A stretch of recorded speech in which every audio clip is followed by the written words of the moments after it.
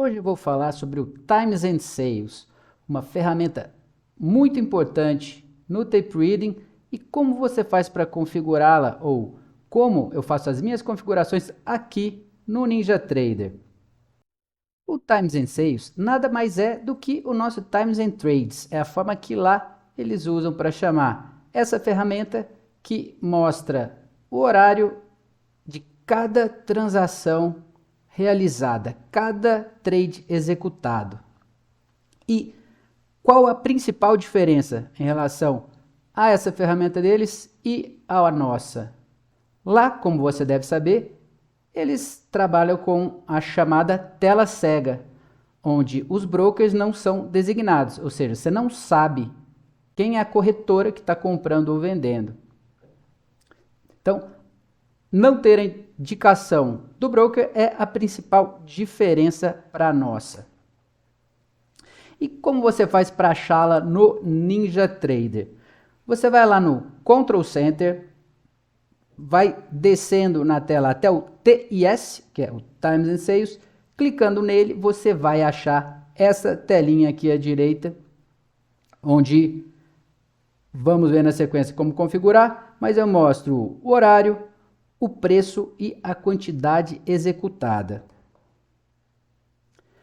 Para você detalhar as configurações dentro do Times and Sales, você vai clicar com o botão direito do mouse sobre o Times and Sales e ele vai te mostrar essa janelinha aqui, onde você vai clicar em Properties ou provavelmente Propriedades, se o seu tiver em português, e você vai ver essa tela aqui à direita como resultado.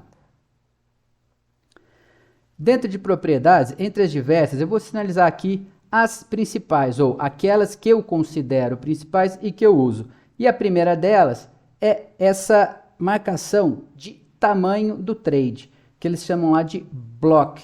Ou seja, aqui você consegue destacar as ordens que você acha relevante. Então, nesse Block Alert Trade Size, nesse tamanho de trade, você define, aqui como exemplo eu coloquei 10, e à direita aqui no Times and Sales você verá aqui todos os trades com 10 ou mais contratos, ele vai aparecer um Bzinho na frente, que é justamente o block.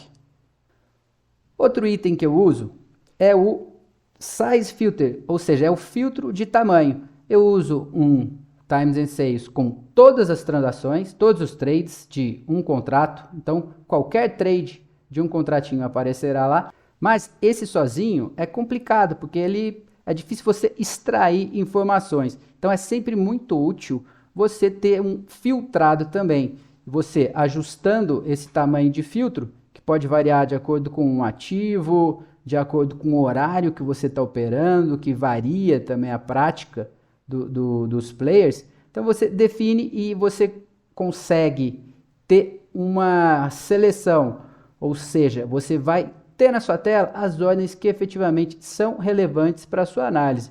Aqui, no exemplo, eu coloquei 5, então todos os trades fechados com 5 contratos ou mais aparecerão aqui nessa tela. Outra informação extremamente relevante no tape reading é quem foi responsável por fechar o trade, ou seja, quem agrediu, quem fez a agressão, né? Isso é crucial para, em conjunto com as barras volumétricas, depois a gente conseguir entender as exaustões, absorções, entender quem está liderando a movimentação. E no caso, eu uso as cores pré-configuradas. O verde para mim significa as ordens aonde o comprador foi o agressor, ou seja, foram ordens tomadas no ESC, né, no preço da oferta de venda. E esse aqui que ele chama de chocolate, aqui, ó, chocolate, esse marronzinho aqui, são as ordens onde o vendedor foi o responsável pela agressão. Essa configuração aqui, ela é em tese menos relevante. Eu coloquei aqui porque eventualmente vocês podem ver na minha tela e eu resolvi então deixar aqui. Mas se você ver ali, ela vai aparecer above ask e below bid. Em tese, isso aqui é impossível, ou em termos práticos, isso é impossível acontecer. O que significa isso aqui? É uma agressão de compra, por exemplo, acima do ESC. Não existe agressão acima do ESC, porque mesmo que você vá consumindo, você vai tendo novos contratos no ESC e vai elevando o preço no caso das agressões de compra. Então, na prática, você não consegue comprar acima do ESC. O que acontece aqui é que, eventualmente, de acordo com o provedor de dados, a internet, às vezes a gente tem uma falha no recebimento de dados. Então, a atualização do Level 2, ou seja, atualização dos preços do BID e o ESC, ficam com uma defasagem em relação ao Times and Sales. Então, em tese, a hora que ele registra aqui o trade, na verdade, é como se ainda não tivesse atualizado o preço no ESC. Então, ele mostra esse below ESC aqui.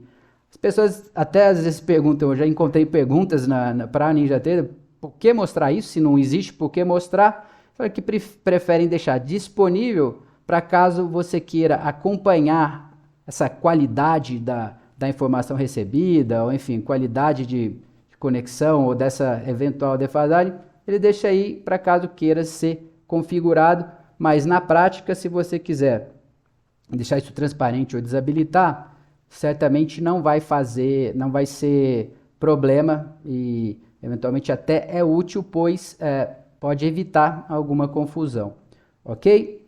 Para terminar, aqui, embora deve ser o primeiro, ele mostra no final, em colunas, você vai selecionar o que você quer que apareça por lá. Então, apareceu os blocos, ele aparece o high e low também. No caso aqui eu não coloquei, mas quando você tem uma agressão de compra na máxima, aparece um Hzinho, e quando você tem uma agressão de venda na mínima, aparece um L de high e low. Isso é interessante também, especialmente quando você está olhando rompimento de máxima e mínima. Isso acaba sendo um sinal para a gente nessa coisa do tape reading que ser muito visual. Isso é mais uma ferramenta visual que ajuda a nossa leitura.